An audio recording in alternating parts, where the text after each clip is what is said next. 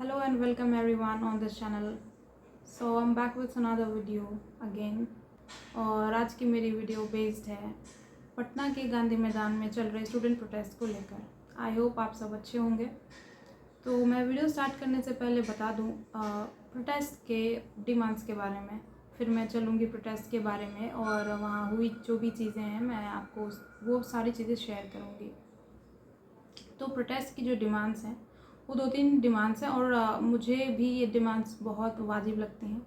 तो उन डिमांड्स में सबसे पहली डिमांड है बीपीएसएससी जो एसआई के वैकेंसी के लिए ज़िम्मेवार है, उनसे वैकेंसी की मांग की जा रही है। और बीपीएसएससी को यूपीएससी, बीपीएससी और एसएससी के तरह ही एक वैलिड कैलेंडर जारी करने के लिए भी बोला जा रहा है और उनकी ऐसी मांग भी रखी गई प्रोटेस्टर्स की, ताकि जो स्टूडेंट्स हैं उनको एटलीस्ट 3 डिजिट ही सही पर हर बार उनको पता हो कि इस मंथ में उनका एग्ज़ाम है और वो अच्छे से प्रिपेयर कर रहे हैं।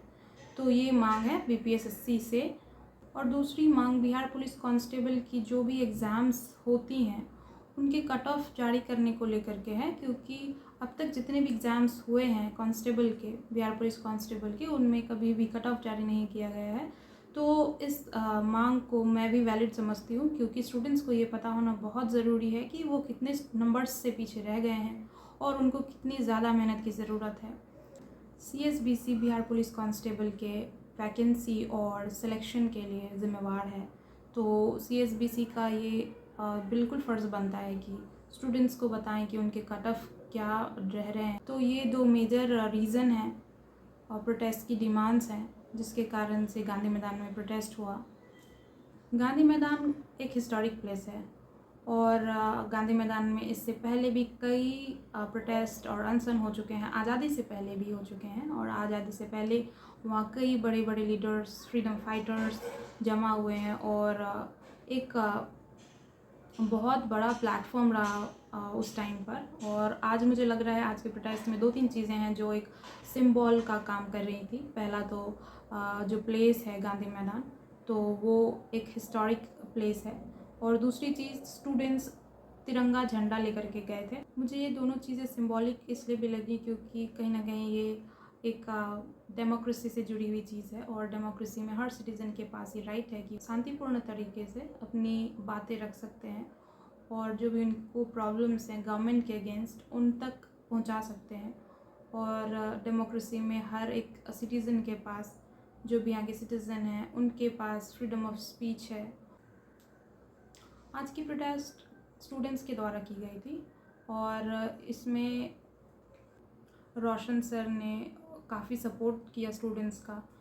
और आपने भी कहीं ना कहीं हिस्ट्री से सीखा है कि प्रोटेस्ट में अगर लीडर ना हो या कोई एक स्पेशल इंसान ना हो जो इस चीज़ को लीड कर सके, जो आपकी बातों को रख सके, तो उस प्रोटेस्ट का कोई वैल्यू नहीं रह जाता है और उस प्रोटेस्ट को शायद दबाने की भी कोशिश की जा सकती है। और हमने ये भी सीखा है कि अगर किसी प्रोटेस्ट में कोई मेन लीडर हो जो उस प्रोटेस्ट को बेहतर तरीके से लीड कर सके और हमारी मांगों को, हमारे डिमांड्स को गवर्नमेंट के सामने रखें, तो ये काफ़ी ज़्यादा इम्पैक्ट करती है। और स्टूडेंट्स ने अपने फ्यूचर के लिए और अपने बेटरमेंट के लिए डिमांड्स रखी, पर गवर्नमेंट ने इसको बहुत बुरी तरह से कुचलने की कोशिश की। पुलिस फोर्सेस उतारे और बुरी तरह से स्टूडेंट्स को पीटा गया, जो कि बहुत ही ज़्यादा बुरा हुआ स्टूडेंट्स के साथ और चीज़ें नहीं होनी चाहिए थी। स्टूडेंट्स की जो भी डिमांड रही उनको फुलफ़िल करने के लिए गवर्नमेंट को कोई और तरीका अपनाना चाहिए था, बजाय कि वो मारपीट पर उतर आए। और गवर्नमेंट बॉडीज़ को आगे उतरकर इस चीज़ का सल्यूशन निकालना चाहिए। एमएलएज, एमपीज जैसे वो वोट मांगने के लिए अभी बिहार में हर सिटीज़, हर गांव, गली, मोहल्ला जाते हैं, वो कहीं ना कहीं इस चीज़ से पीछे रह जाते हैं कि स्टूडेंट्स की ही बात नहीं सुनते हैं। जो यंगस्टर्स हैं, जो स्टेट का या जो कंट्री का फ्यूचर है, वो उनकी ही बात को दबाने में लग जाते हैं। और एमएलएज हों या एमपीज़ हों, उनको आगे आना चाहिए और स्टूडेंट्स के मांग को गवर्नमेंट के सामने बिल्कुल रखना चाहिए, ताकि स्टूडेंट्स को भी ये फील हो कि वो जिनको भी वोट करते हैं वो उनके लिए भी सोचते हैं। जैसा कि आपको पता है बिहार में प्राइवेट सेक्टर की काफ़ी ज़्यादा कमी है, यहाँ उस लेवल पर कंपनीज़ नहीं लगाई गई हैं कि कोई प्राइवेट सेक्टर में काम करने की सोच सकता।